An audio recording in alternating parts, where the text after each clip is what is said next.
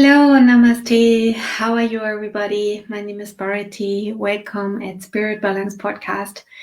And today we're talking about a very, very amazing subject, the subject of astral projection, astral travel, out-of-body experiences, and also real psychic experiences. And I have a guest today. His name is Todd. And actually, I'm just waiting for him to come. So as we do this live stream, I will already start to tell about astral projection and about spiritual development in that field. And I just wait until he comes on, because on this live stream, I didn't want you guys to wait. But he has some technical issues, so he will be a little bit later on. So why I invited Todd today on that special podcast, because he had also out-of-body experiences when he was a kid. So I also had experiences when I was a kid. And when you have all of a sudden experiences where you see yourself from above, and you realize you're not your body, then there's something that is happening in your brain and in your consciousness, and also in your spiritual way of seeing the world, the way of thinking.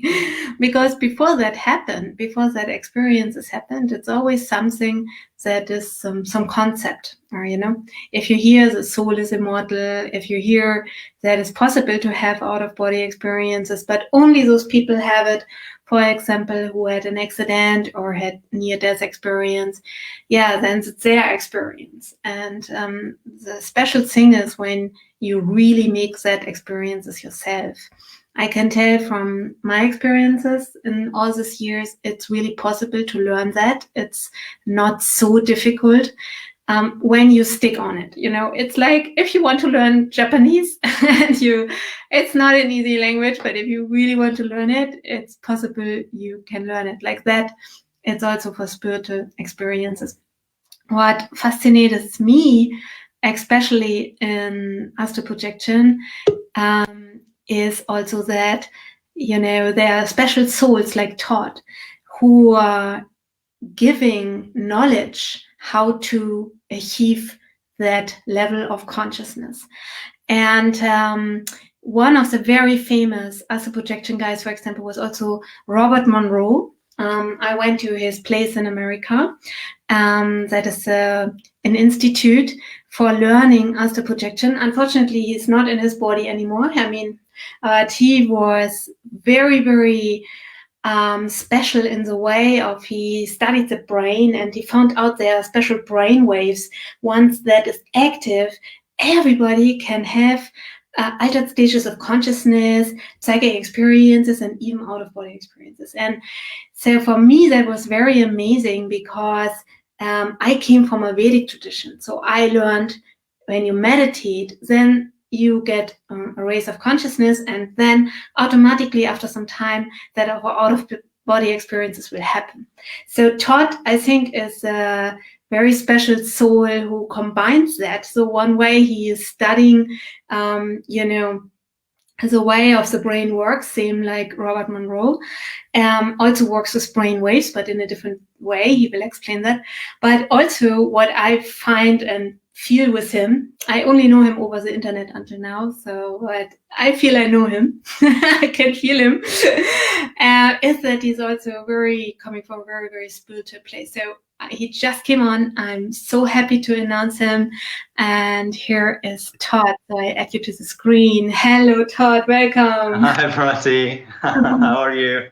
I'm so good. How are you? Yeah, really good. Thank you very much. Really good. Great. I'm looking so forward to talking to you, because we are both the weirdos, for many people.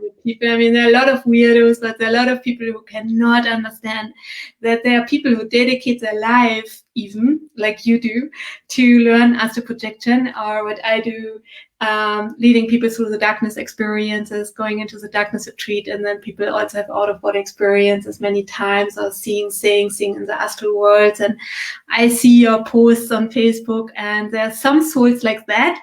When I see their way of how they write, I just get it. It's just like a laser beam to my heart, and you are one of those people. So welcome to our special live stream. And thank you for having me. Yeah, so great. And I mean, I would agree. I mean, we obviously can you hear me okay, by the way? Yes, it's perfect. Yeah. So there obviously people view us in particular ways. I understand that. But one thing I've learned over the years too, I'll use my grandmother as an example. My grandmother was a very fundamental Christian, and her belief systems really scared me. But then at some point I realized, her belief system scared me as much as my beliefs and belief systems scared her.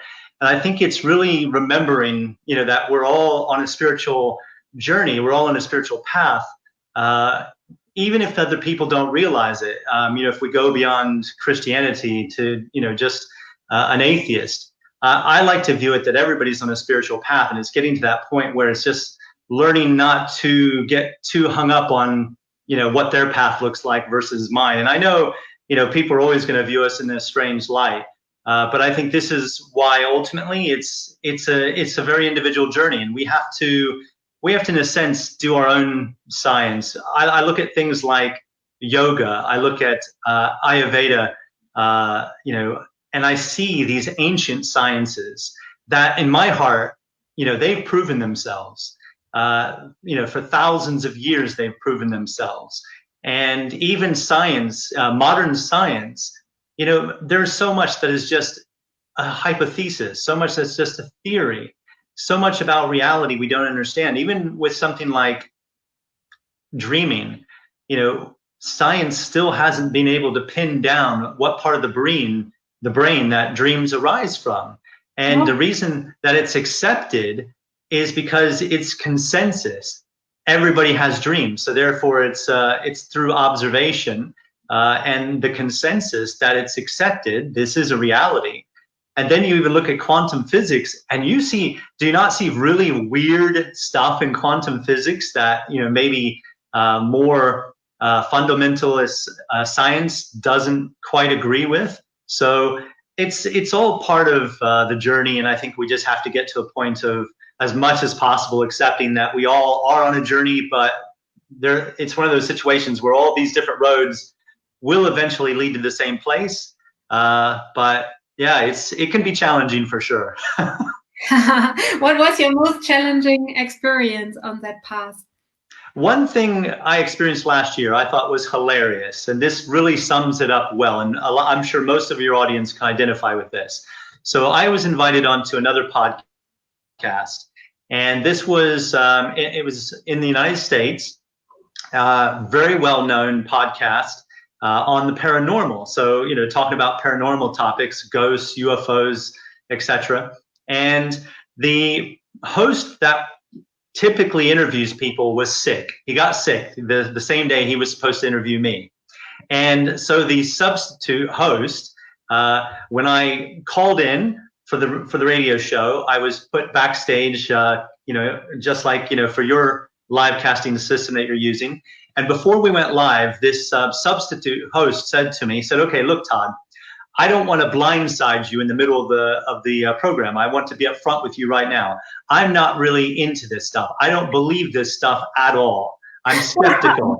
And I was like, well, okay, fair enough. Okay, you work for a radio show that is all about the paranormal. That's weird. But at the same time, he works for him nonetheless. So the universe is obviously, whether he believes it or not, guided him to work there because there was something he needed to hear.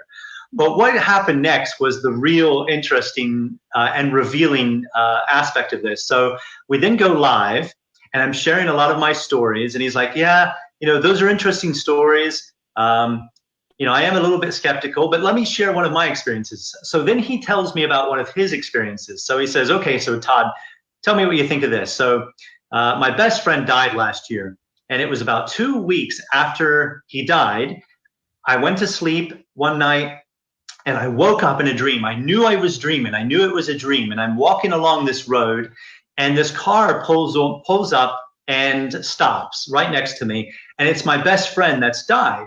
And so he then opens up the car door and he says, "Get in." So I got in. So he says he got in. He got in, and they're driving along. And his deceased friend in the dream says two things to him. He says, one, "My wife has lost her wedding ring. I'm going to tell you where she can find it." And the second thing, so she knows it's me for real and not just your dream. I'm going to tell you the pet name, like a personal name that I used to call her, like a nickname. Nobody else knows, because it was like a sexualized nickname. So of course they wouldn't share that with anybody. So he told him those two important bits of information.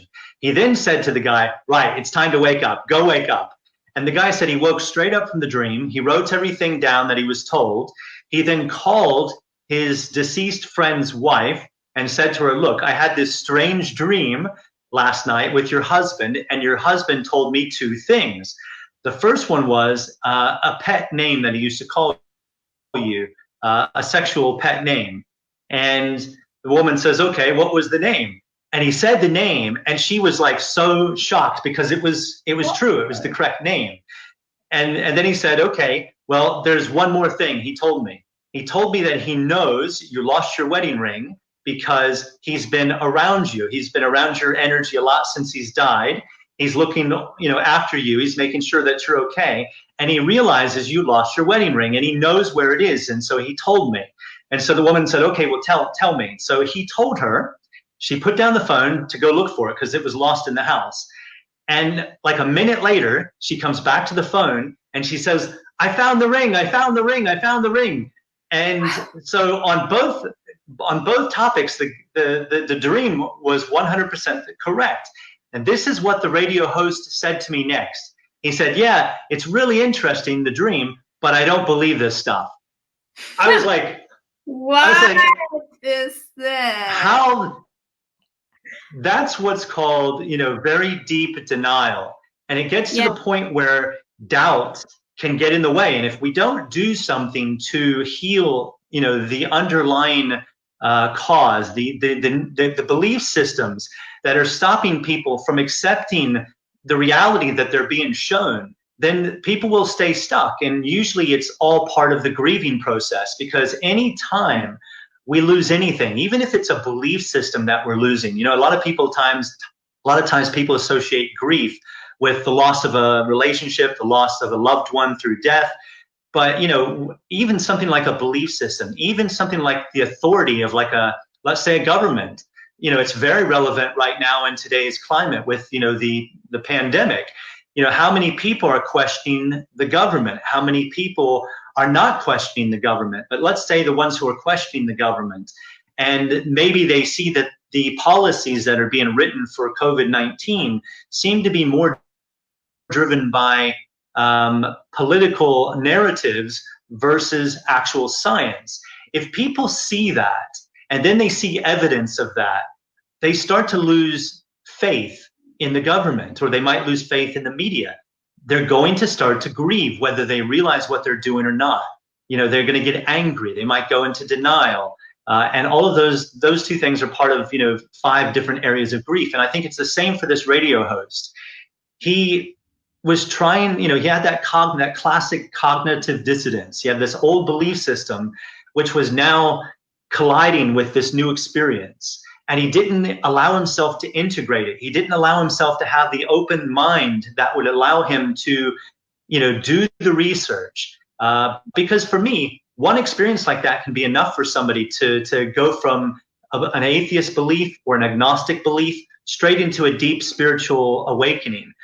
Some people need more evidence than that. And you know what? That's cool too. But if you block yourself before the journey even gets started, you'll be stuck. And you'll stay stuck in the grieving process.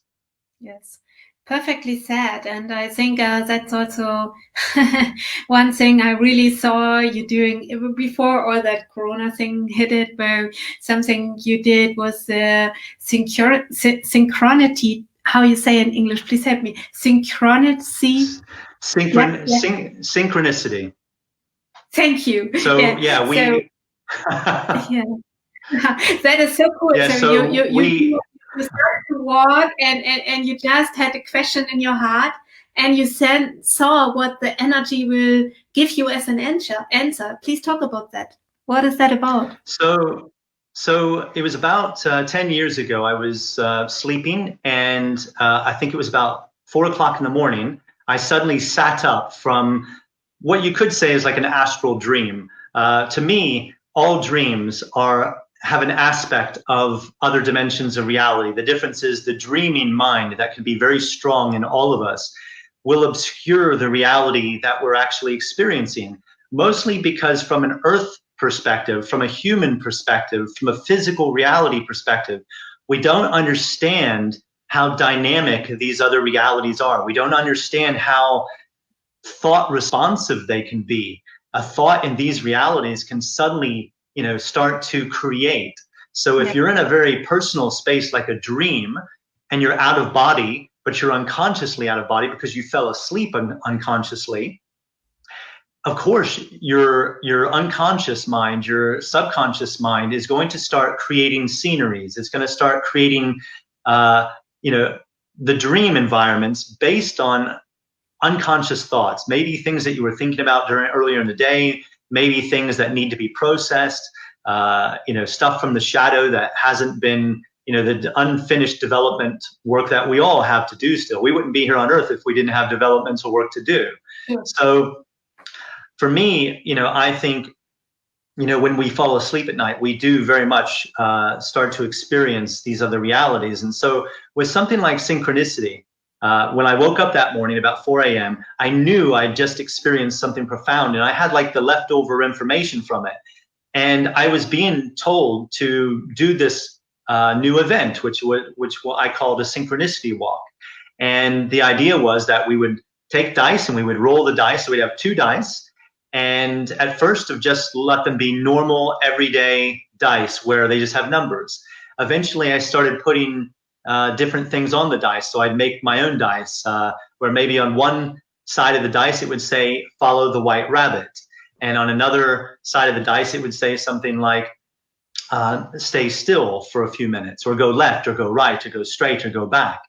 And so what I would do is I will print off leaflets or flyers that have a date, a time, a location, and a little description of the walk. It's something that would say something like, let your intuition come for a walk across London. Let your intuition be your guide.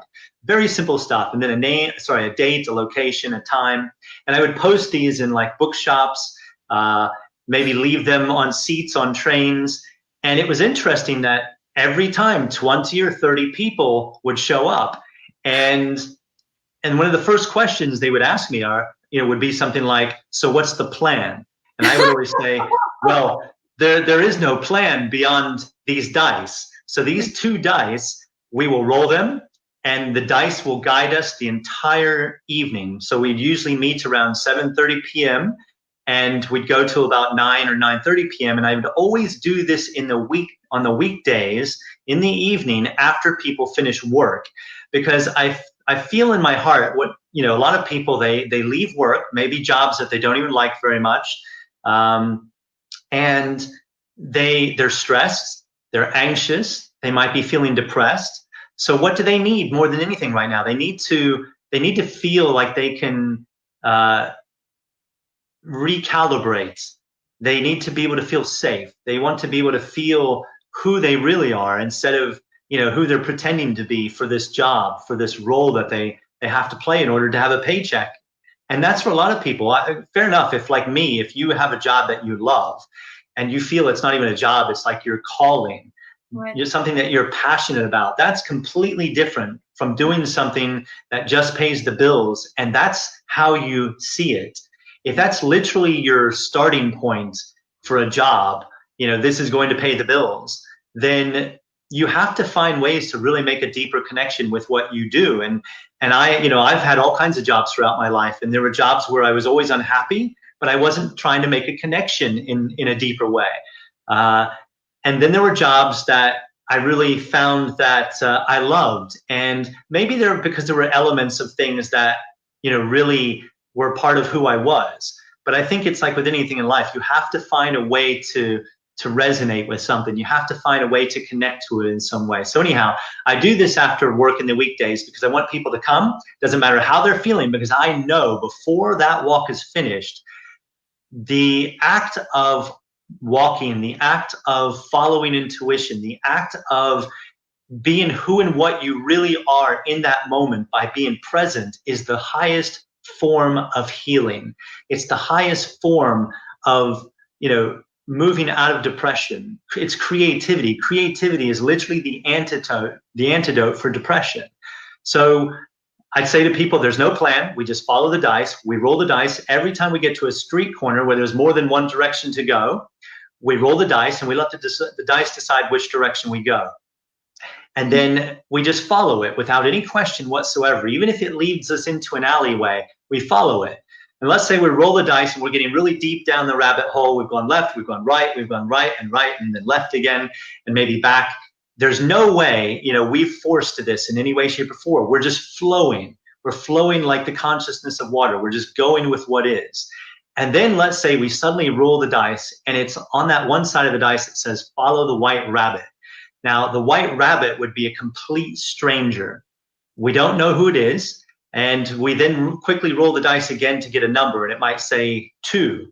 That means we would follow them for 2 minutes. So we then start the clock, and we don't follow directly behind them because we don't want people to think they're being stalked. We don't want people to feel like their personal space is being, intruded upon. We want to respect them as much as possible. We're just allowing them to guide us deeper down the rabbit hole, so it's taken completely out of our hands, out of our control.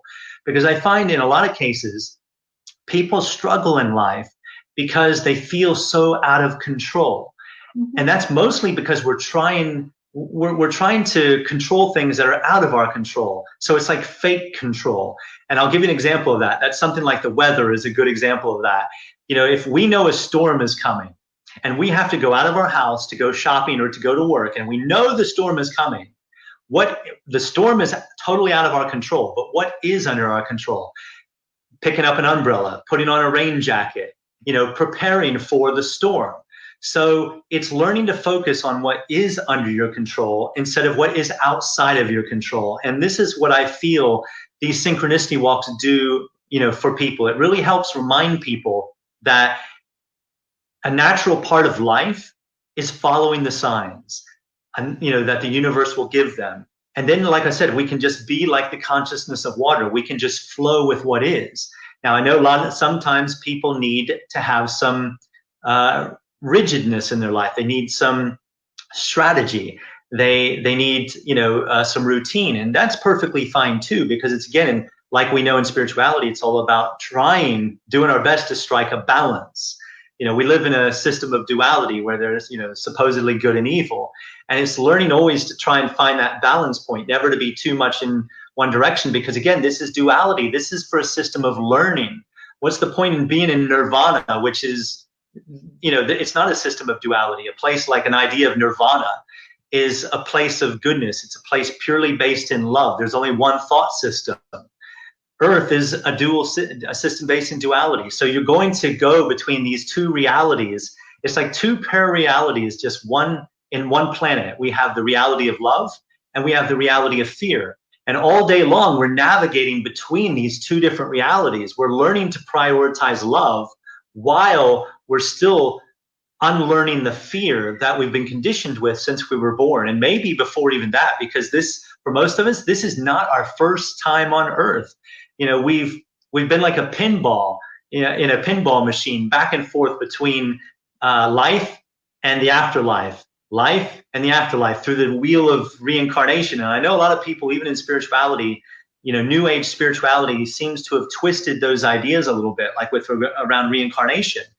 The whole idea behind karma is it's based on our actions. It's based on all of our acts, which are intertwined with all of our thoughts and our beliefs and our feelings, our emotions. So it's learning to, through each journey, through each experience of life, to start to take responsibility for the thoughts and the feelings that keep creating the exact same behaviors.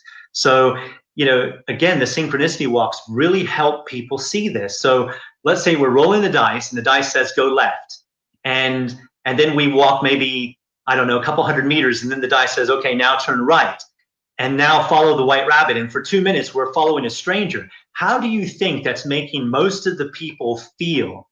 It's going to be triggering them. It's going to trigger their shadow stuff, around trust and things like that. Can we trust that I'll be okay? Can I trust that Todd is going to get us through this, that he's not going to lead us on to some journey misadventure where it ends in somebody getting hurt? There's got to be trust involved in this experience. So it's going to be pushing people's buttons on a very deep level. What if the stranger realizes we're following them? Will they get angry at us? What happens then? So a lot of the fear is coming up, and it's learning, like I said, to navigate between that love and that fear. And for me, when people speak of enlightenment, for me, enlightenment ultimately is the unlearning of fear. I think it's the only thing that truly blocks us from realizing, these deeper truths about reality, universal truths, or block us from channeling information, or blocks us from channeling our own intuition, because there are fears and there are doubts that still need to be healed. So sorry, go on. No, please, that's beautiful. So I love these walks because it pushes people's buttons. It helps them recalibrate their nervous system. It really, puts them out there on that psychic limb. Imagine you have a tree, and you climb the tree, and there's one branch. It looks dead. It looks that if you were to step out onto that branch, it wouldn't support your weight. It would break and you would fall. Sometimes we have, and I call that like the psychic limb of a tree. When we start out our journeys on developing our psychic abilities, we have to put ourselves on that limb. We have to be willing to put ourselves out there, to take those chances and those risks, to tempt fate, even if you like.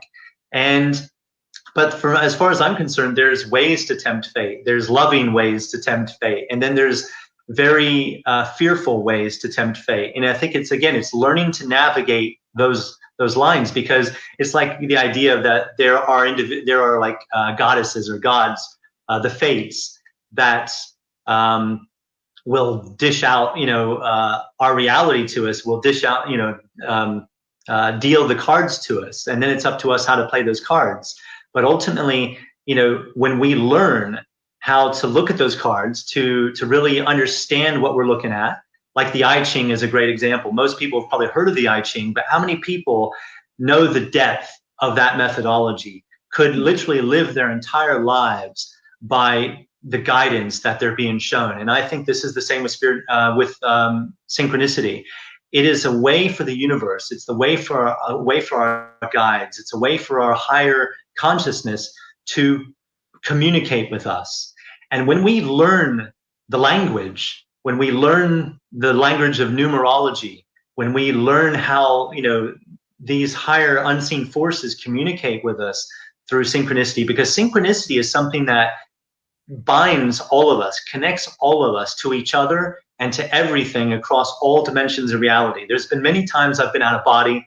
I've had an astral projection experience. I'm on another plane of reality, another plane of existence, and I meet somebody out of body who I then meet in physical reality the next day.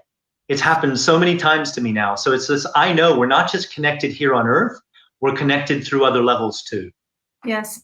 And Todd, I had some experiences where I felt when I saw, you're not recently posting on Facebook, but sometimes, and I felt, oh yeah, you're also very, very awake, because I saw some things that will happen in the future and before they happened. And some things are nice and some things are really absolutely not nice. How much you think we have the power to change it? That's my first question. So, because sometimes you're pretty upset seeing things, even I saw a friend going through some really shitty thing. And I knew that before that all played out. I knew it. And there was no way I could stop it. And it happened, Yeah. Even I tried to tell her, he was not listening. Yeah. He was not believing because, where's your proof? Yeah, I saw Yes, exactly. Yeah. And another thing is that sometimes I have still the feeling that we are shown that for a reason. So we are not the victims here. So do you have experiences like this also on things that happen for the world? You have experiences like this? For sure. I mean, I'm shown things regularly in my astral projection experiences. And I think this is really important to understand that I think you're right. There are things that we're shown that I think seem like they're out of our control. And on a personal level, there is truth in that. But again, this is like with the COVID stuff at the moment, with coronavirus. There is so much that's out of our control. Yes. And we can see that there are maybe policies that are hurting us more than helping us. So when we're at that level of that much is out of our control, it's realizing, who am I going to be during this pandemic? Who am I going to be? How am I going to be during this pandemic? How am I going to act? And I think that is, something that, takes real courage. We have to, as much as possible, I think, to employ the idea of courage over comfort in such important times. Yes, it's very uncomfortable to have very hard conversations. But when we start to always put our comfort at the middle of a conversation, then there will be no authenticity in most cases. Because like Brené Brown, who's one of my favorite researchers, would say, when you put comfort at the center of something, it's like the definition of entitlement, in a sense. It's just like, this conversation is something that we all have to have. This is a conversation that's hard for all of us.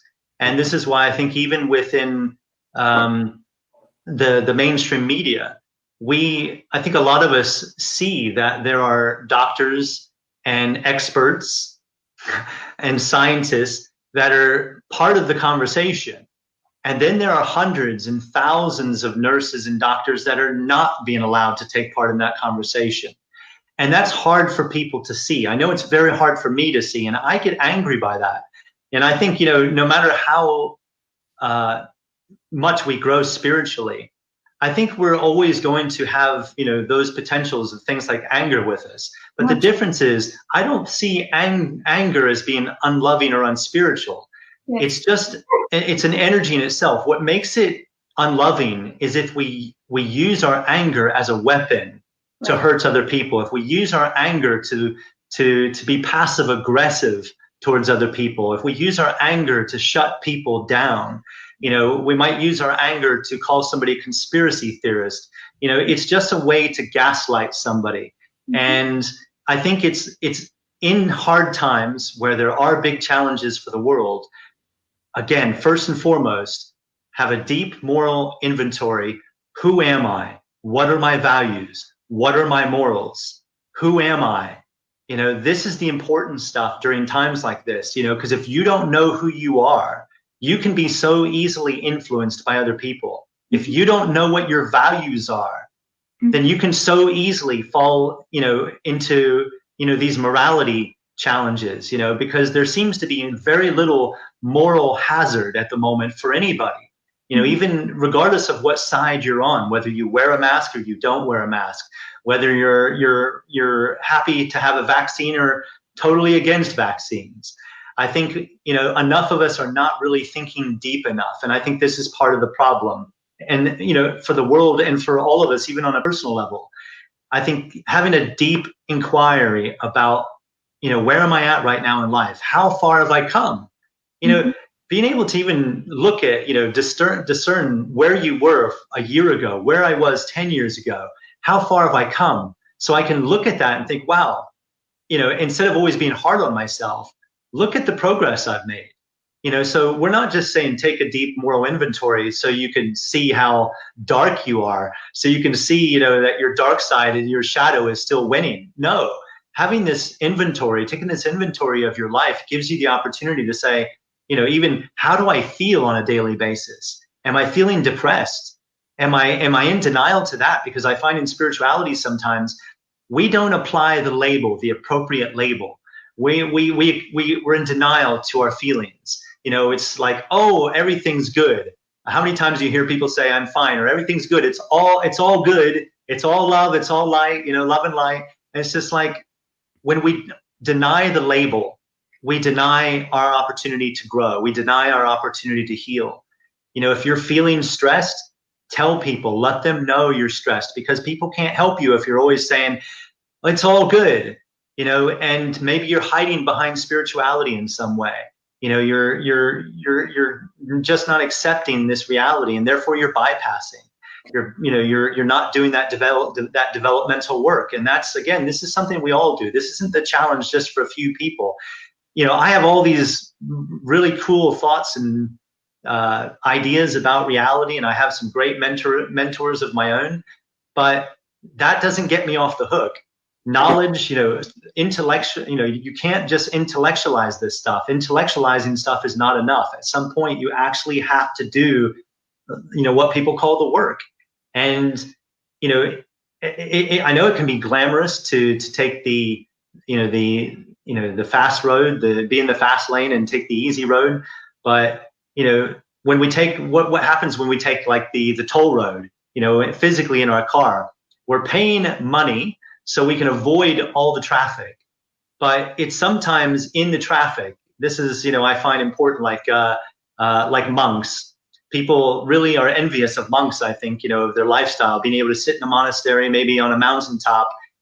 And maybe that's the lifetime for them, because we're not just processing, our soul is not just processing one lifetime at a time. Our soul is operating beyond time and space as we're aware of time and space. It's operating in a state of reality where it can monitor, hundreds of lifetimes, its own lifetimes simultaneously. From our perspective, these lifetimes might seem like they're operating in the past. It might seem like they're operating in the future, or potential futures, probable futures. But in reality, to the soul, it's able to, multitask. It's able to multi-process from its perspective. It's like the mothership, and we're the scout ships. And the scout ships only have a particular level of technology that it can operate from, while it's getting deep into physical reality, deep into duality, deep into this system, this double thought system where we navigate between love and fear, because they're lessons. There are genuine lessons that, we decided, hey, look at this Earth life system. Look at this planet Earth. This is like no system of consciousness that I've ever dipped my toe into before. This stuff looks like, what is this passive aggressiveness? I want to experience that. What is that? I've never experienced that. It's one thing reading about something. It's another thing actually getting in the thick of it. So, if you're envious of maybe a monk sitting on a mountaintop, think about it. That same monk, if you took them off the mountaintop and you put them in a car and you put them on a freeway, a motorway in the middle of a built up area, and suddenly they're in a traffic jam, will all of the meditation that they've been doing, will it suddenly, they might be able to calm themselves down to a degree. They might be able to change their brain waves, but does it give them the emotional muscles? Do they have the emotional muscles to get through that traffic jam? Because there's a difference between changing your brain waves and actually doing healing work. And this is what bypassing is, a lot about. Sometimes people use spiritual tools like yoga, meditation, different healing practices to hide behind spirituality and say, look, I'm doing the work. When in reality, they might literally, their ego is using those tools to bypass, not take responsibility for the deeper work that's actually causing stuff. Instead of just masking over the effects, we're never really getting to the cause. So I think, for all of reality, it's learning to take 100% responsibility, for our experiences of life. So let go of what's outside of your control. Focus initially on what is really under your control. Who am I? If I don't know who that is, who I am, I need to figure that out. What are my values? If I don't know what those are, I need to figure them out, because I need to start applying them, because, my world depends on me. and that's not like what do you call it? That savior syndrome or whatever it is that they call it. Where you think you suddenly have a spiritual awakening, you're like, oh my God, I have to save the world, and it's like, no, you're not the only light worker on the planet. You have a particular territory, a particular area of expertise, and you focus on that, and you let the other light workers do their jobs too. You don't have to save the whole world. And it's just like getting over that God syndrome, if you like. So I think it is really important to be able to figure this stuff out. And these are things that are under our control.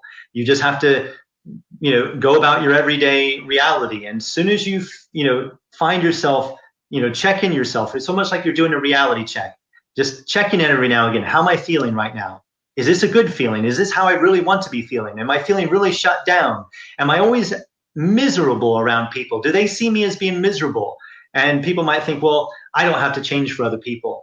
This is a childish way of looking at spirituality. This is a childish way of looking at human consciousness, because until we change human consciousness at its core, we don't change, the big old political systems, the bigger, social systems where we have all of our challenges. So it's, again, looking at the developmental work that needs to be done, saying, okay, this stuff is under my control. It is going to be hard. I may not have all the answers. I need to get myself a teacher. I need to get myself a mentor. Have some vulnerability. The vulnerability will allow you to have open, honest conversations with people that will be hard in the beginning, but they're necessary. Otherwise, we stay stuck in the grieving process for our entire lives. And then we pass through, the transition of death into the next reality where we are very much alive. And, out-of-body experiences, astral projection experiences can definitely, give people the evidence they need to do this, because this is one of my big things. Like 15 years ago, I set out on a journey to make sure that my loved ones, my deceased loved ones, were okay in these other dimensions of reality. Because, like my father died when I was 10 years old. I'm 50 years old now. So he died when I was 10 years old.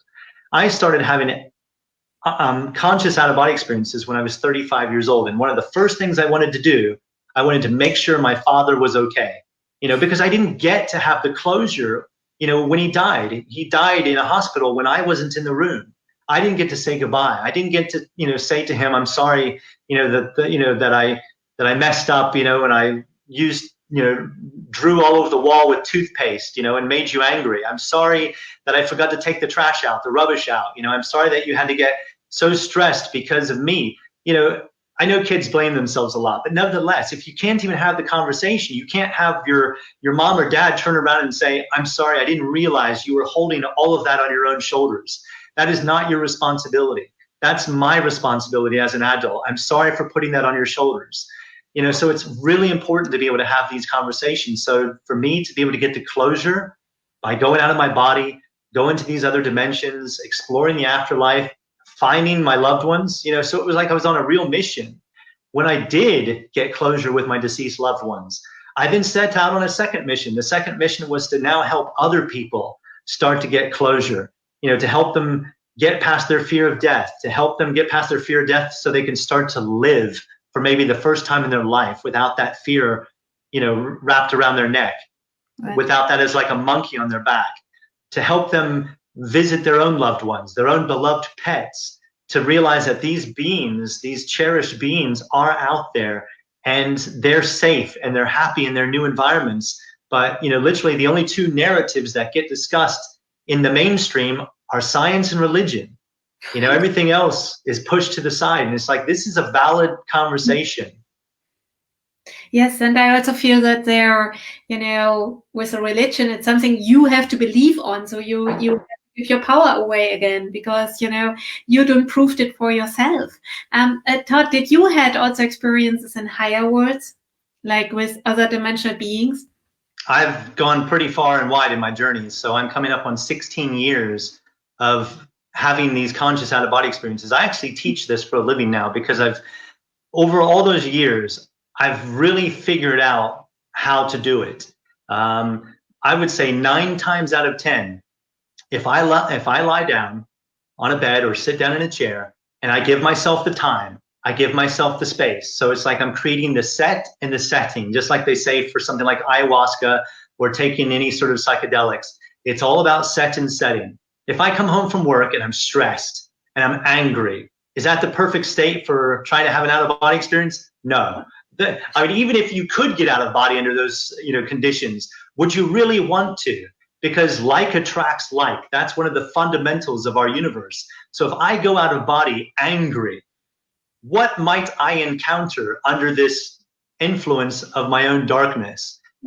So for me, it's learning to be in the right state of mind for it. If you have a fear around leaving your body, first and foremost, you have to do the work around that, because sometimes you'll hear people, it's almost as if people are so happy to share their dangerous spiritual lives, like, oh, I had this out of body experience and there were these demons and they were doing this to me and they were attacking me and it took me forever to get back. And then they'll say, don't go out of body because, you won't be able to come back. And it's just like, no, look, astral projection is not the problem.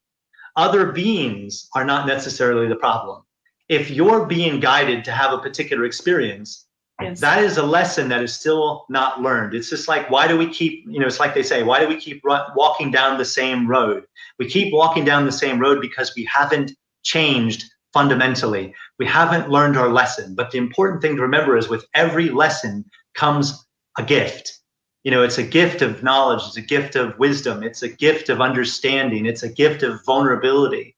It's realizing that when I, finally do make this change, when I do finally overcome this obstacle, there is a gift. That gift might be I'm now more vulnerable. The gift might be I'm going to be less passive aggressive towards my partner, and I'm going to actually be able to laugh at their jokes instead of pretend that they're not funny and make them feel really bad because I want them to feel bad because I want them to feel worse than me so I can feel better about myself. It's like, that's not spirituality, that's so yeah, I've had some amazing journeys on these higher levels, and a lot of the things that I talk about are based on these experiences. A lot of the wisdom and the knowledge that I share, I would say 99% of everything I share is based on my own direct experiences. I'll go to another dimension of reality, maybe a very high advanced level. I'll be on a world where it is very advanced, where they teach their children from a very young age how to astral project. It's normal on that world. And on that world, they're not longing to be back home again, and they may not even know where home is because, like us, how many people say, oh, I know I'm a star being, I'm a star seed, I'm a star child, but they don't have any more information than that. They just have a belief because they read it in a book somewhere, or they have a strong feeling about it, but they don't have any direct evidence of it. And that doesn't mean you have to have direct evidence for it to be true, because that's what intuition is. We feel something, that is linked to our truth. But for me, being able to have the direct experience where, you can then put your finger on it. It's like putting a piece of the puzzle in place. You now have another piece of the puzzle. You now know how to get back home. You now know how to go home for maybe the purpose temporarily, just for one night while you're out of your body. Your physical body is recharging. Now the essence of who you are gets to recharge on a fundamental level of, spiritual reality, to where by the time you've recharged on that level and you come back into your physical body, you're going to have a renewed relationship with physical reality. You're going to have a renewed relationship with your life because, again, you've recalibrated. Like in the synchronicity walks I was talking about earlier, when people go on these walks, they get to recalibrate their nervous system because they're getting variety. Typically, people, this is one of the fundamental needs that we all have, is for variety as well as for uncertainty. And uncertainty, when people think of uncertainty, they think about bad situations, because I don't know what that involves. I don't know about the unknown, so that's scary. But uncertainty is also variety. Some surprises are fantastic surprises. They're lovely surprises. It's just like, who doesn't like to be surprised with a gift, a very loving gift? So it's realizing we need we don't just, we shouldn't just be seeking the security of what we know, the known. So it's learning to go outside of that box, that comfort zone, and realize that classically, like for manifestation, anything that does not currently exist in your life, it doesn't exist in your life because it's outside your comfort zone. If that's a relationship that you're longing for, if it's a job that you're longing for, if it's traveling the world that you're longing for, and those things to date have, literally, escaped you, it's because it's outside your comfort zone and you're too comfortable in that zone. We have to literally learn to get comfortable with being uncomfortable, to push ourselves outside that comfort zone so we can start to manifest at the level that we're capable of. And I think a big part of the manifestation process is believing you can do what you're setting out to do. So, it's all this stuff that I get while I'm on these higher levels, all these downloads. I get to sit in like circles with these beautiful evolved souls that are mentoring me while I'm recharging these beautiful energies. And then, maybe I visit some of the in-between territories where it's like the astral planes, where it's wish fulfillment. People are still acting out the things that they didn't get to do here, or they're stuck in limbo states. They're stuck in purgatory states. And all of this is self-generated, just like a typical dream would be. When we go to sleep at night and we have nightmares.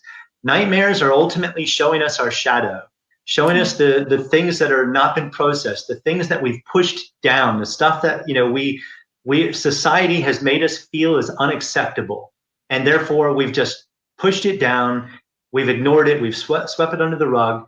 And it's now, I find that one of the things that guide our lives the most is unfinished business, things that we've chosen to ignore. Todd, I have a very important question for you. What do you think, to how much percentage if we are really aware of certain abilities, and when, different astral projector people would come together, and if we kind of, connecting to high divine vibrations, how much we can change this reality here right now on what is happening on, let's say, timeline, because there are days where I feel, we're really creating a lot of things, and then, for example, in my experience, I think it's almost 5-6 days ago, I felt a real deep shattering in my heart. I felt something in this matrix we're incarnated is something not good will happen. So I felt it so strong. It was nothing I couldn't explain. I just cried. It's just like, it's a feeling. It's like an instinct. And I feel like, wow, if we have so much creating power, I know that. And my question is right now, what do you think, to how much percentage we can download certain good vibrations, manifest them here, how much our work on working on ourselves all the time? Because what I hear from you, I'm just amazed at just the things I'm also realizing so much, and it's really the work on ourselves all the time. But how much do you think if we do that also for the world we're living in, not just for our own little small needs, our partners and money and this, but, for this earth we're living on, how much do you think we have an impact, and how much people you think we have to be aware to really create this heaven here on earth? Wow, yeah, that's how deep can we go? Let's see. Let's start with despair. Okay, because a lot of us, let's look at the Matrix, the film The Matrix. What does Morpheus say to Neo at one point? He says, "We don't wake people after a certain age." Now, yes. Why do you think that is? The reason for that is because you're potentially waking people into despair. You're waking them into a place where they feel there's no hope, that the government is bigger than us, that the elites, the Illuminati, whatever you want to call these criminal elites that run our world, you might think, there is no hope. I'm just one person. What difference can I make? That is exactly how they want you to feel. They want you to wake into despair. They want you to feel like it's hopeless. They want to take all hope away. And this is really a big starting point for all of us, because if we don't get to grip with our own despair, we are completely and utterly useless to everybody. So we literally have to start on the personal level. We have to start very close to home. And I made a post recently on Facebook about standing up for ourselves. And to me, standing up for yourself, that, it does start at home. It doesn't start out on the streets. It doesn't start with protesting. It starts with what I said in the very beginning of this podcast. Who am I?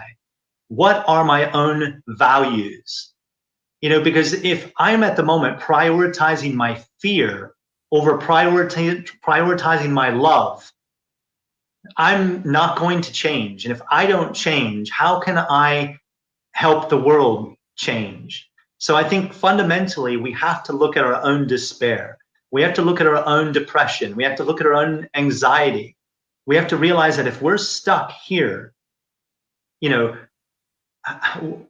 what is this? What do these feelings make me feel? Do they make me feel really small? Do they make me feel insignificant? Do they make me feel like there's no contribution that would be big enough? Because one of the core human fears, one of the biggest fears is not enough. Not enough. No matter what I do, love is not more powerful than fear. What if fear is more powerful than love? If that's your starting point, you really have to look at that. You really have to look at that. So we then go on from there. Something like Manifestation 101, the Law of Attraction 101. What's the foundation principle for the Law of Attraction? Like attracts like. So no matter if I'm feeling good or bad, if I'm thinking in a good way or a bad way, the energy starts to grow. Now, this is where it really goes wrong for a lot of people, because they then assume that if I look at the darkness in the world, I'm giving it energy and it will get bigger. No, that is not how it works. But that's how the ego will twist a very good spiritual principle. That's how it hides behind spirituality. It says, I can't look. I can't look at the darkness. I can't read the news headlines. I can't look at the news. I've got to cover my eyes to it, because if I look at it, I give it energy. That's not how it works. If you look at the darkness in the world and you project your own fears outwards onto the darkness, yes, it grows. Oops. But there's a difference between looking at something with Rod love. is a little bit gone, but I think he's coming back. So, am I here? So he's going dark. His frame goes dark, but I will see him back soon, I think. It's interesting. So lost the connection. So it's also inner work we're doing all the time. It's a frequency work all the time. And I think also that is the agenda of what is played here in this fear-demic, plan-demic, to create a certain frequency. And they're doing a very good job in that. And when you think you got it,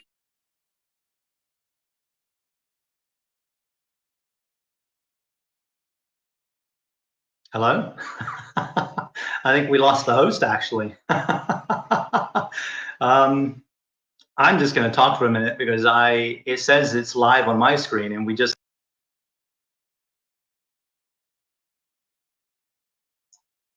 Hello? Yeah. Can you hear me? Both down. Okay, we're talking so much matrix that just down. Here we're back on. Nice. The darkness cannot stop us. Right.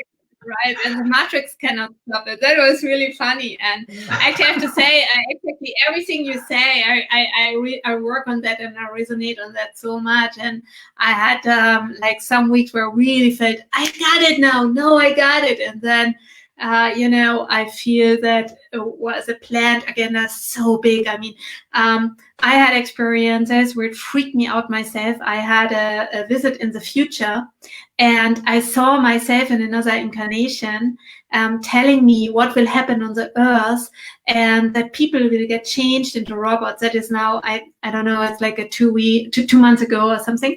And that there will be something put like in the eye. And the thing is, I had no clue about that before. I mean, I knew something is going to happen, something is off with that thing and with the 5G and the different connections, but I didn't know. And in that experience, that was so real, it was so amazing. Somebody put a tape around my eye, it was in another body. I was in another incarnation, and it felt like like having a robot thing there, and like a tape, it's but an all of a implant. sudden and all of a sudden it was a metal, and I knew, oh my gosh, they tricked me because I knew I fight it for so long. I fight it to stay human. It's all about to stay human, that I could not get changed by DNA. So after that experience, I was like, I mean, it's just, I made it short. It was a huge experience. After that experience, I just found out about that crazy idea, that transhumanism. people have. Yes. And I didn't know that before, and now I'm learning all about that, and it's like, wow. Yeah. So that is very interesting. That is really interesting. And Bharati, and this is just it though. I mean, we're connected to the all that is. We're connected to that 0 point field where all of this information exists. Once again, it's getting to a point to where we are capable beings, capable of channeling this information, because ultimately it's learning to take care of your nervous system, as an example, because your nervous system is like your psychic antenna. And if you're not taking care of your nervous system, if you're constantly stressed, if you're constantly in a state of anxiety, you're not going to be able to focus your antenna and connect with the signals to this information. And I think that's part of what we're experiencing here. And I do think, and believe what you experienced in your dream or your out of body experience, astral dream, whatever it was. I think that, yes, one of the agendas for the global elite, for these technocrats, is to lead us down the path of transhumanism. And, yes. Because ultimately they want to control our minds. And if you can control our bodies, if you can control our nervous systems through implants, through microchips, if you can change our, control our behaviors, you're controlling our minds on a deeper level. And I think the transhumanism gives them that opportunity. So, and it's interesting that a lot of people that, hear that, some people will be like, well, that sounds, they romanticize the idea. Now, look, if we lived in a world where our governments actually loved us instead of wanted to kill us, then I would be up for some of that transhumanism. What's wrong with being, having some cyborg implants? Because, it's like with our smartphones. This is effectively makes us, an AI. This is artificial intelligence in our own pocket. So in a sense, we're already part cyborg. But the difference is here, we don't live in a world where our governments care for us. We live in a world where it seems like they want to hurt us. It seems like all they want to do is create the situation for poverty and then blame poor people. It's just like, that's not a government where I trust enough to put my entire soul in their hands. I don't trust them that much. Okay, so no, their version of transhumanism is not for our benefit. Their version of transhumanism is for their benefit. No different from 5G. 5G is for the Internet of Things. It's not going to help us really a lot in our everyday lives. It's going to help them with their CCTV surveillance. It's going to help them, really invasively look into our lives and spy on us more than ever. That's what 5G is being, created for. It's for their benefit. It's not more for our benefit. No matter how much they want to spin the information and the marketing on this, this is for their benefit. Transhumanism is for their benefit. Vaccines, I don't want to go too deep into some of that stuff because there'll be plenty of us with our different belief systems around this. And most people who are Facebook friends with me know my personal beliefs on this stuff. But what I don't do is I don't just floodlight people. I don't just, sort of take everything I've learned over 20 years and try to condense it into 5 minutes, because I'm then creating this incongruity. They don't have enough information. Maybe the information they have only goes as far as the mainstream media. And I think when you're communicating with people like this goes back to what I was saying about Morpheus in the Matrix. If you give people too much information too fast, you're going to create despair. You're going to create anger. You're going to create, this massive disconnection within them, and it's not going to serve them. I remember probably about 10 years ago. I was standing on the street corner here in I think it was down in Brighton, which is a city south of London. And I had a sign that I had hung around my neck on my body. And it said, free workshop on lucid dreaming. And I was handing out. I saw that your story there. And I was handing out these leaflets. And this young guy came up to me. He was maybe 20 years old, and he took a leaflet. And just like now, I had headphones in my ears, but I was actually talking on the phone. The phone was in my pocket, and this young man couldn't see that. I was talking to a friend. And when the guy came up to get the leaflet, I said to my friend, look, I'm going to have to call you back. Somebody wants to talk. And the guy on the other end of the phone was like, no, keep me on the line. I want to hear. I want to hear how you red pill this guy. I want to hear all the red pills that you give him. And I was like, okay, fine. And so the young man started asking me about lucid dreaming, started asking me, about some deeper questions. And I took him as far as I felt was where he was. I had to be transparent with where he was. I had to really, have the empathy to realize that. Hold on one second. Sorry, I almost lost my computer power. I had to really be aware of where this guy was on the spectrum of his spiritual awakening. So I had a responsibility. Every word that comes out of my mouth, as far as I'm concerned, I have to really understand my audience. I have to understand who I'm talking to, because, the things that come out of my mouth can either hurt their journey, get in the way of their journey, completely, send them into a tailspin. It can send them backwards.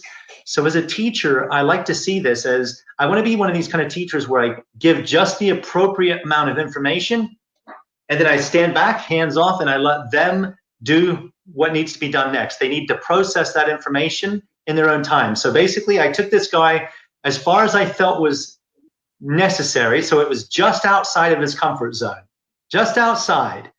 And then I said goodbye, and we went our separate ways. And the guy on the other end of the line, he was like, why did you do that? Why did you do that? You had that guy. You had him by the neck. You could have just, you could have told him about the aliens. You could have told him about reptiles. You could have told him about, all those other things. Why didn't you tell him all those other things? And I said, because it would have scared him to the point to where all the other information I shared with him would have just been completely useless, because he would have went into a deep state of fear. Mm-hmm. So what I did instead was I left him on the edge of his own comfort zone, and then I walked away. Because on the edge of somebody's comfort zone, it's now up to them what happens next. But if you take them too far out of their comfort zone, you can cause more damage than what it's worth. I realize that even with family members and friends, it gets a little lonely up there here. Sometimes it's so cool to talk to you, Todd, and there are a few friends like that, and as I said, other weirdos, but it's or other reallys, or I don't know how we say it, but yeah, it's true. And I realized also that sometimes I just call my mom to ask how her gardening is. It's for sure. There's certain for sure. I cannot even say anything.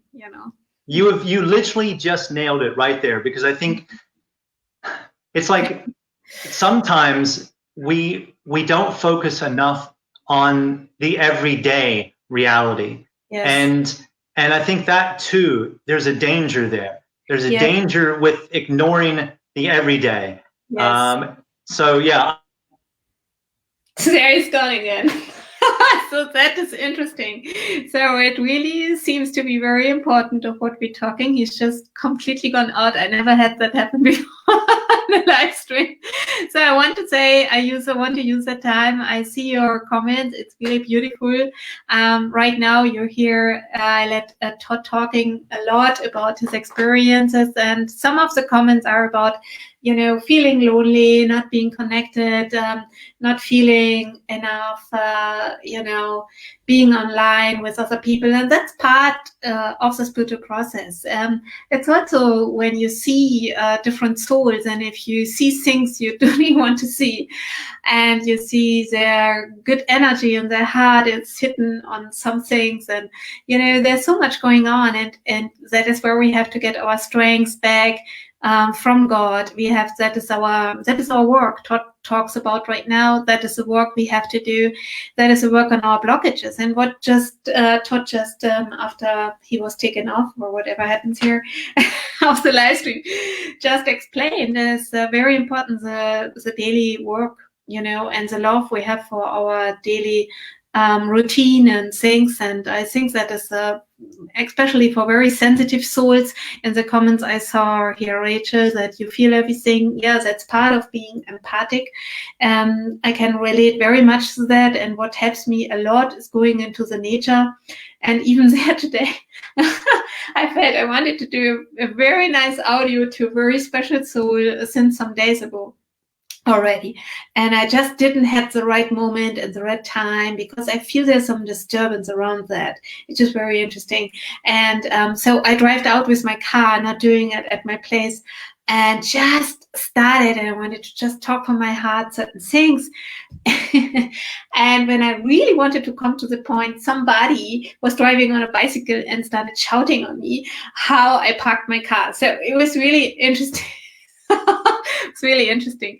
And I had to go away with my car. So this is, how the nature is trying to distract. And also there's so many challenges, and there's so many ways of how we again come into our own energy, again come into love, again come in the connection. And I think also a very important point Todd just made in talking was also to see your vulnerability, and that is very, very important, to stay in touch with that, to not get hard, and not also don't feel involved.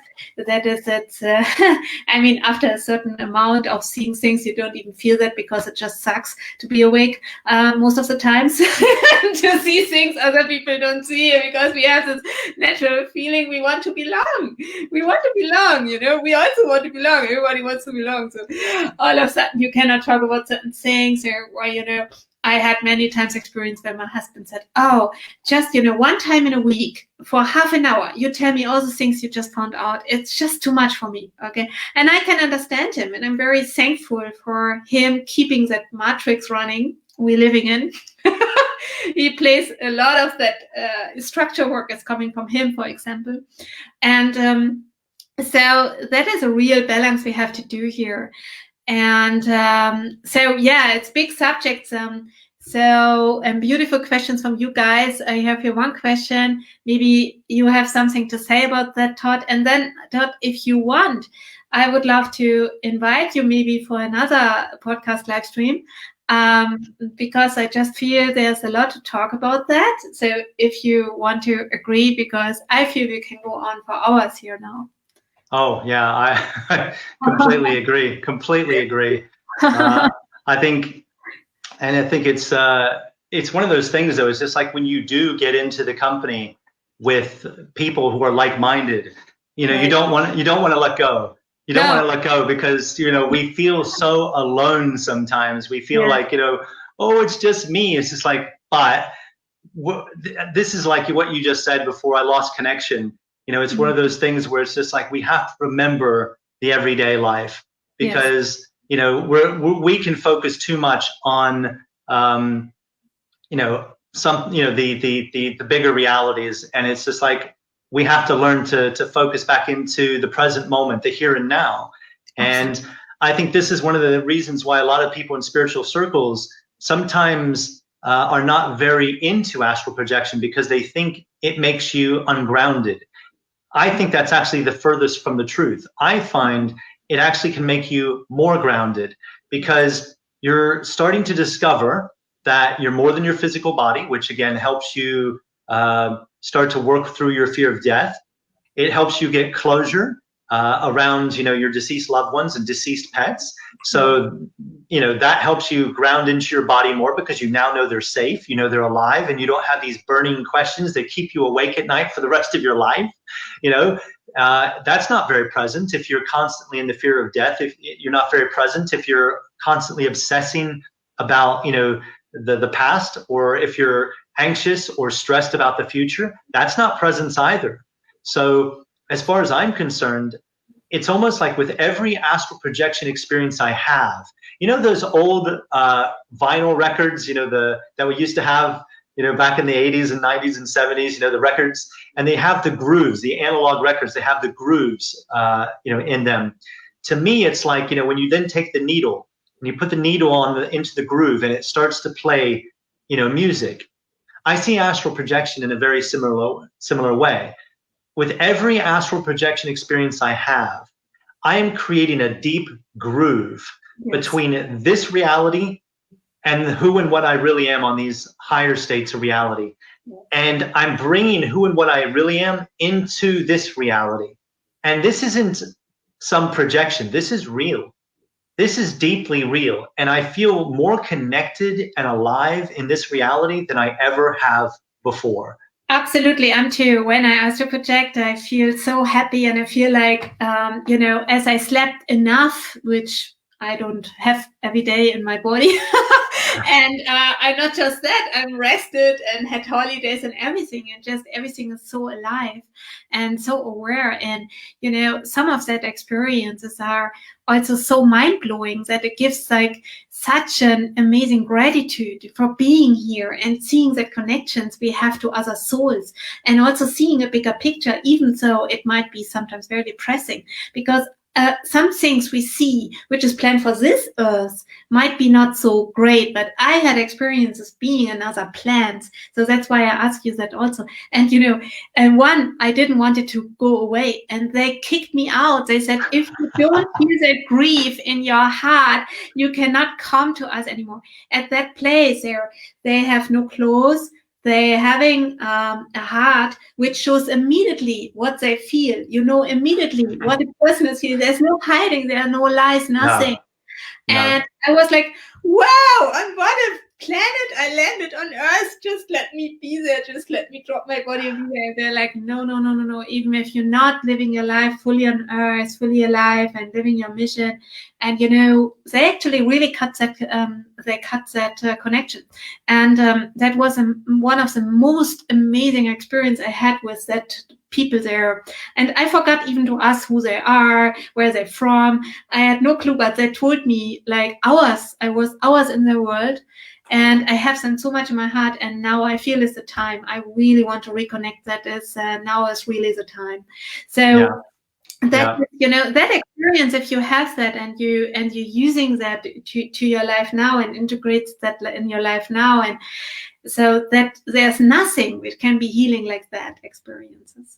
I would agree, and I mean, the number of people that come onto my workshops and they have an out-of-body experience, and they have something like that, which is what you just described, where these beings are aware of us. They know where we come from.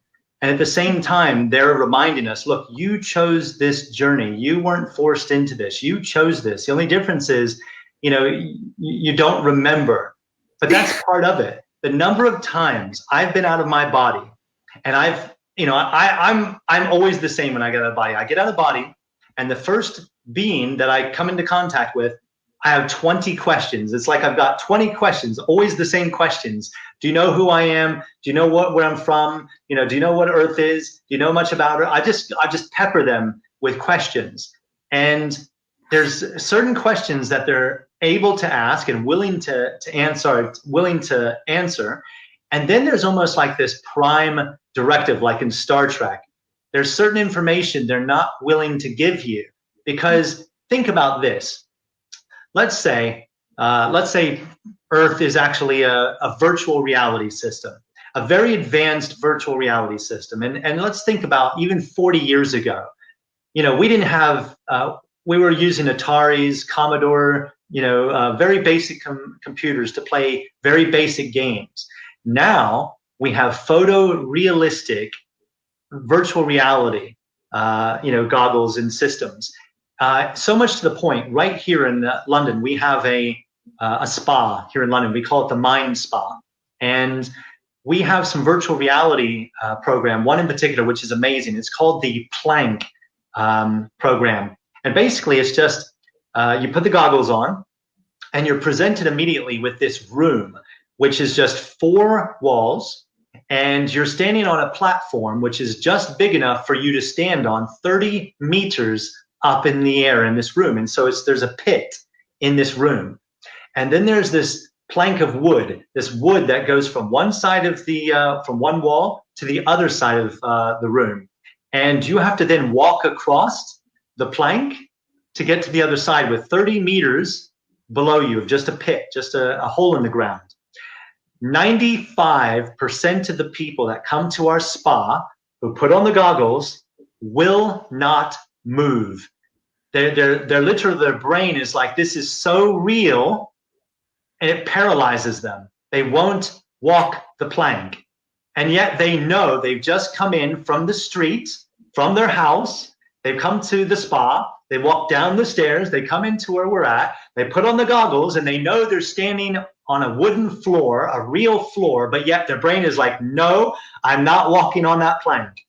Now, think about base reality. Base reality would be, this is our grounded reality. So Earth is our grounded reality. It's the reality our awareness, our consciousness is plugged into. Now imagine a very advanced civilization that has gone through all the wars, gone through all the traumas, gone through all the famines, gone through all the bad stuff and all the good stuff.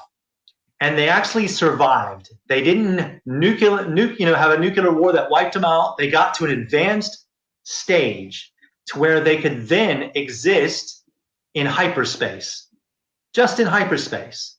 And hyperspace is just not some nebulous reality. It can be other, physical realities on these other levels. But hyperspace is that sort of reality in between that, you move between one reality and another, between one lucid dream and your waking life. Your waking life and an out-of-body experience. And when you get to another level, you're moving in most cases into another virtual reality system. And they're all very advanced. For me, from my personal experiences, and this is just my belief, from all of my experiences, I believe we are literally living in virtual realities. And this is not base reality. This is not, the reality. It's almost like these realities are being projected from a deeper source. Mm-hmm. And these are learning realities. These are realities where we can experience the wars. We can experience the famines. We can experience, all the good stuff, all the bad stuff. Because in these environments, we can grow without actually destroying the civilization that we would call heaven. Mm-hmm. Heaven has this metaphorical gate that you walk through. Yes. But these gated environments, they're not gated, nobody keeps you out but you. It's your inner vibration. It was like what you were talking about a moment ago. Your inner vibration, all of these realities, just like the one you visited where their hearts were right on, out in the open and you knew what they were feeling. They're wearing their hearts, what we call on their sleeve. You know exactly how they feel. Can you imagine living in that reality and you haven't even learned to control your own thoughts? Yeah. That kind of reality that you're talking about, where those beings lived, would be very thought responsive. Yes. Heaven is very thought responsive. Yes. If you have a good thought or a negative thought, you can create what's called a thought form instantly. Instantly. Can you imagine being in heaven and being a little devil, where you're like a baby of consciousness. You haven't learned to control your thoughts or your feelings. Thank you for remembering me, Todd. What I don't understand in this reality, why we forget again and again and again. This is so thick. This is so thick. Even you tend to forget, or you do, or you never forget. I think there's reasons for it. I think there is a reason for the forgetting.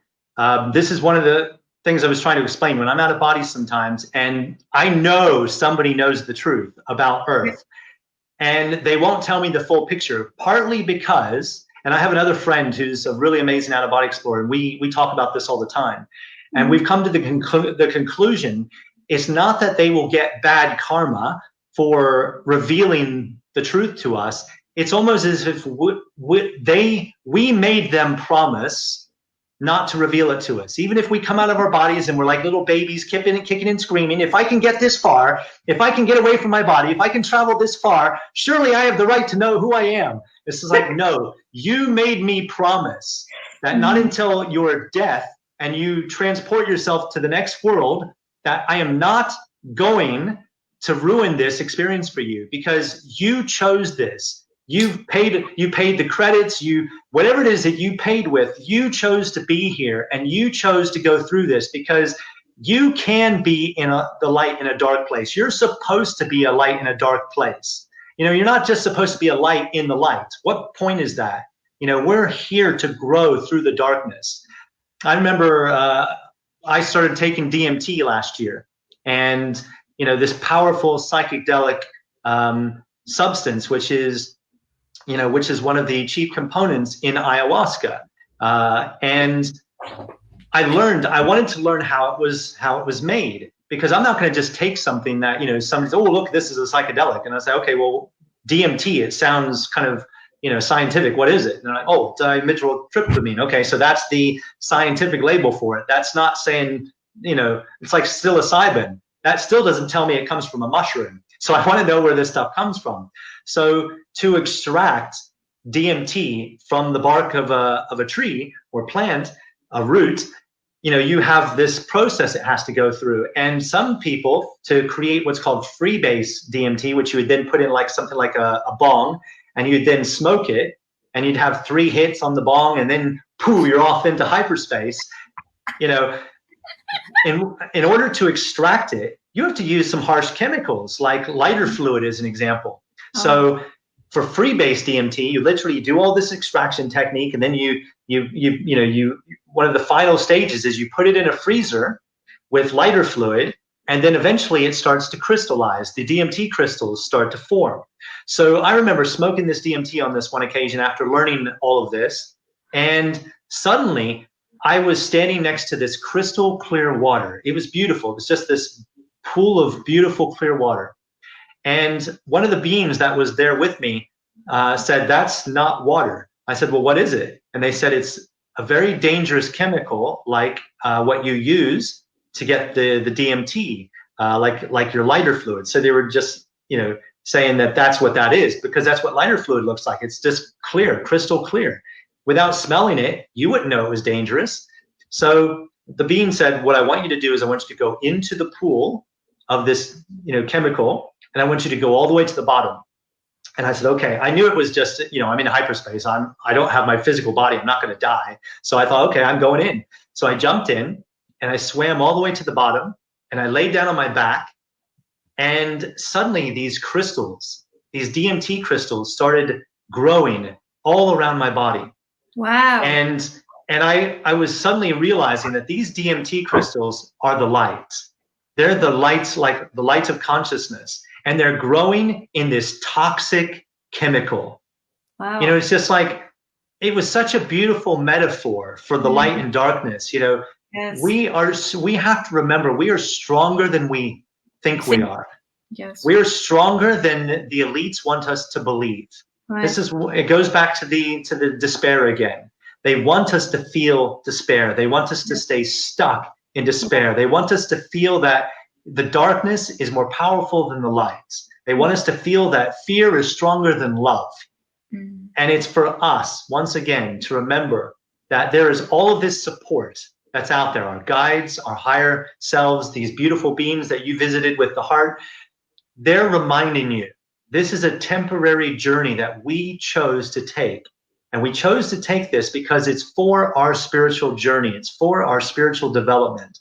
And sometimes we have to get so deep in the illusion, so immersed fully in the illusion for it to be real enough for us to grow.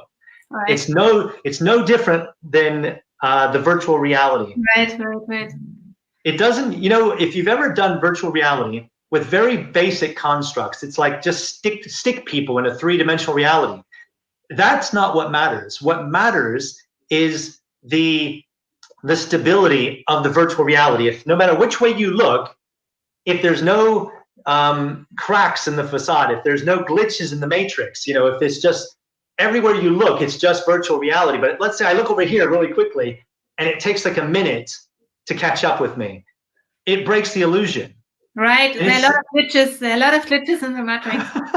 But that's part of it too. Eventually, you do have to wake up from the illusion. Right. But in the beginning, it's partly for our benefit to get completely lost in the illusion. That's sometimes why I take out-of-body experiences, because sometimes I have to leave my body. Sometimes I have to go to another world and get completely lost in that world to find my way back to who I am. It's no different from what I do sometimes when I go camping. Here I am in London, and I live with 8 million other people, and I can feel lonely. So last year I went on a camping trip to what I called my Lonely Loch. It's like a lake, if you want to call it a lake, but in Scotland they call them lochs because they're like sort of they're slightly different from lakes. But anyhow, I remember setting up my camp, setting up my tent, and I was now connecting with nature. And I think this is part of the issue for us with exploring consciousness on a place like this. We live in cities where we're being bombarded by man-made radiation, and it's completely overwhelming nature. And the nature in the cities, I'm not just talking about trees, I'm talking about the Schumann resonance, the Schumann frequency, 7.83 hertz. It's one of the natural frequencies of the planet. And if we're not getting enough of the Schumann resonance on a daily basis, our nervous system, we're going to become stressed, anxious. We're not going to sleep very well. There's going to be so many issues that we're going to start to face. Our immune system is going to suffer. And so this is one of the other reasons. Something I was shown in a recent out-of-body experience was I came out of body and I was in the Earth's atmosphere during this experience. And they kept making these sounds, the sound of Om. It was like they kept doing these sounds. And I knew the sound was the effect of the Schumann resonance. I knew they were connected somehow. And then they showed me that the man-made technologies, some of these technologies are adversely, negatively affecting us physically as well as psychically, because they want us to stay in the dark for longer than is necessary. Literally this world, let's make no mistake, this world has gone from its original plan to something different. It's literally as if it's been hijacked. This virtual reality has been hijacked by, it's a true matrix. And I remember I took a magic mushroom trip last year, and right in the middle of the experience, I had this classic ET type experience with what you would call the gray aliens. And there was a few of them standing around me, and one of them was like, got really curious. He was like, I want to merge with your body. I want our consciousness to merge. And my guides were there. I could feel everybody was there. And so this gray alien merged with my consciousness and was now like in control of my body. And it stood up, and I could feel its surprise. I could feel its curiosity, to this body, to this alien body that it was now occupying. And then my guides, I could feel them. They were getting a little bit nervous because it felt like it was now a little bit out of control. Right. And they suddenly, one of them disappeared, came back, what seemed like half an hour later, but was probably in hyperspace minutes. It was only like, seconds. And actually brought another part of me from a more advanced reality. I called him Shaman Todd. He was like this great advanced version of me. And instantly he knew what to do. We have this massive rose quartz sphere crystal. It weighs about 100 kilos, and it sits in our lounge. And immediately this Shaman Todd took the energy from that crystal, just literally popped the energy from the crystal right into my body, and it forced that alien consciousness back out of my body. And then suddenly he started, there was a few more beings that came in, and they all started telling me about, they were like, we want you to listen carefully. And suddenly I heard this frequency, and it felt like it wasn't natural. It felt unnatural. And they said, this is the frequency between Earth and higher realities. It's been hijacked. It's different. And then suddenly they plugged me in to another star that's in Andromeda galaxy, where they have a higher civilization, and their signal between their planet and these higher states of consciousness, it was like somebody taking a crystal bowl, and it was so clear, it was so clean. And they said, that is the difference between your two worlds right now. Your frequency, the fundamental frequency between your world and these higher worlds, there's other frequencies that are overlaying it that are not natural. And they are keeping the consciousness of the planet down purposely.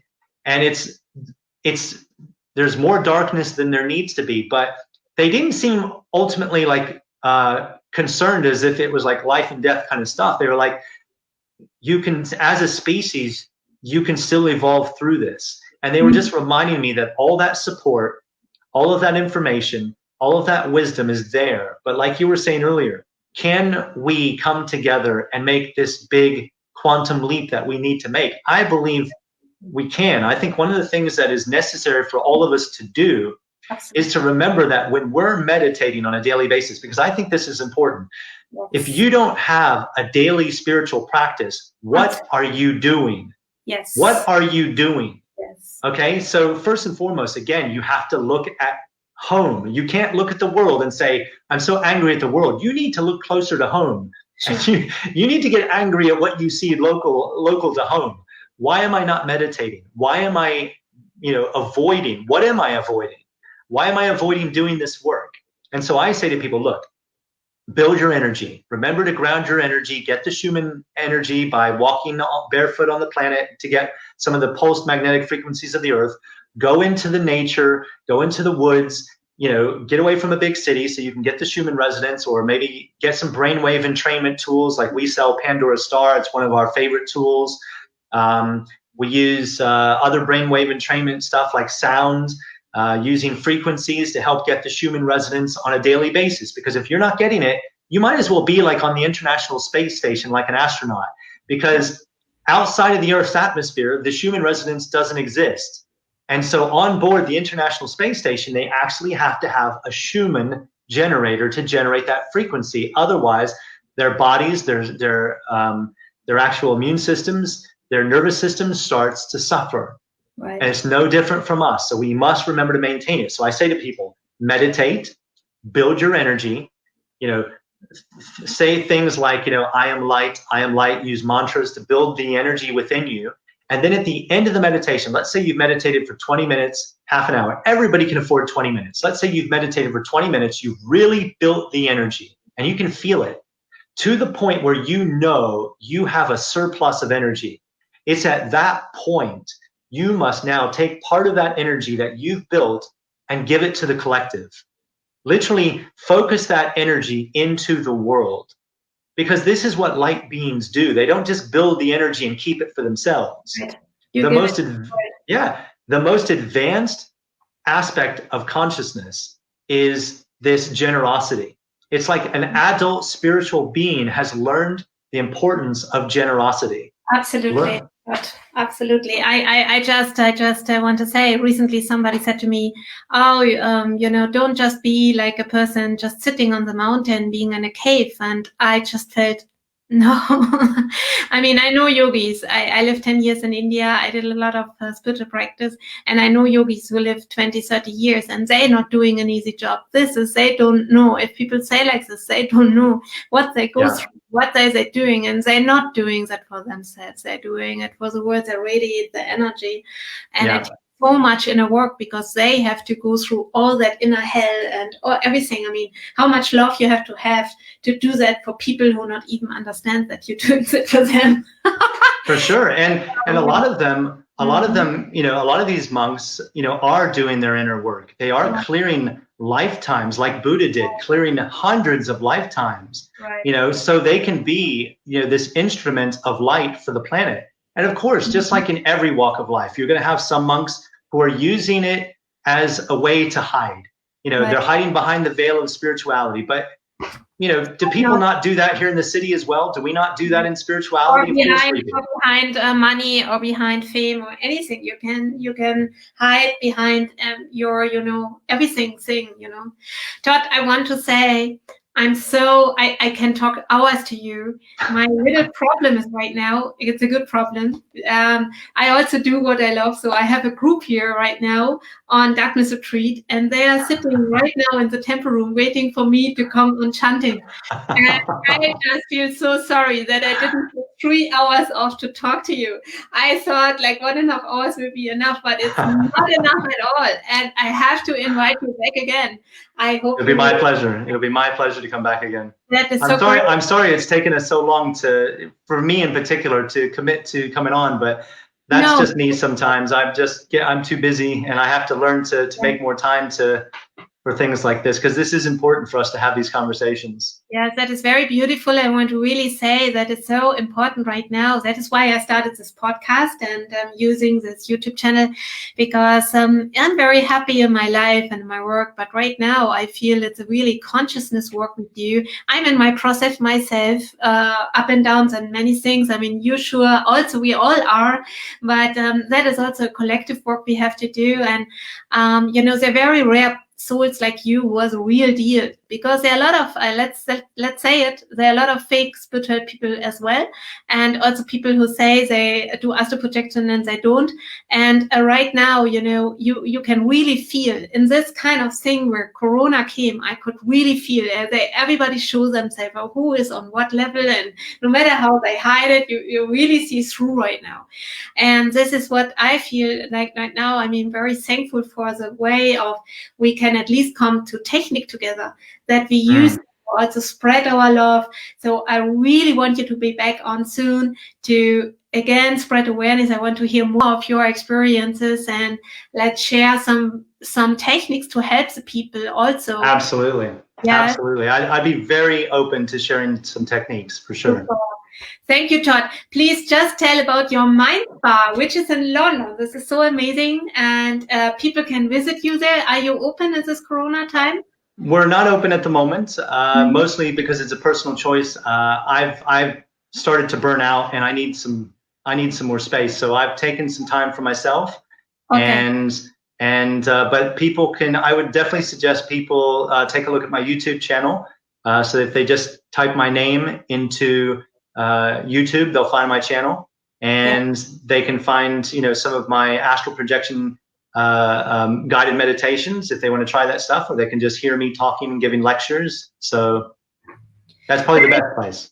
That is so beautiful. You brought that on earth and you really downloaded. I mean, I for myself, I didn't put a lot of things in online courses and stuff. And now I'm realizing how good that would be to have that done before.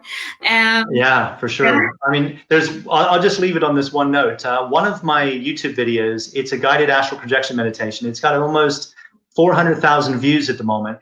And I've recognized something. That video is getting more and more powerful as every person uses it. I get more people are getting results now than they did in the beginning, because there's energy that builds around this. It's like a temple. The more people go to that temple, the more energy starts to build. And it's like the same with statues. People are projecting energy onto it. And it's like this meditation is getting better and better results because more and more people are using it. And I think that's why these YouTube channels and the podcasts are important. The more people that start to hear these messages, it just builds more and more energy around it. Thank you, Todd. And what an amazing illusion we're living in. Thank you so much for having me on. I feel blessed, and I'm really grateful to be able to share. So thank you. I'm also, I have tears in my heart right now because I feel there's so much connection between so many beautiful souls, and you're one of them. Thank you, Todd. My pleasure. My pleasure. I'm really honored. I'm really honored. Thank you. Thank you. Yeah, see you soon. Take good care. Bye.